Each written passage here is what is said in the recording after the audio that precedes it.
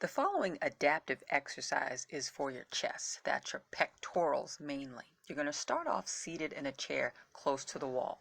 Get yourself very close to the wall such that your toes can touch the wall and your fingertips can touch the wall as well.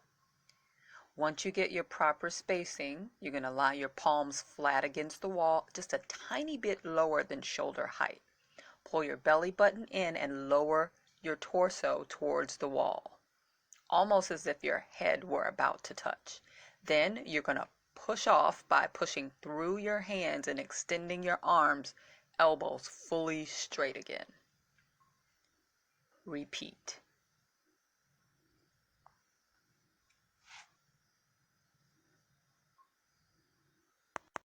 Thanks so much for watching. Please like, share, and subscribe for more adaptive exercises.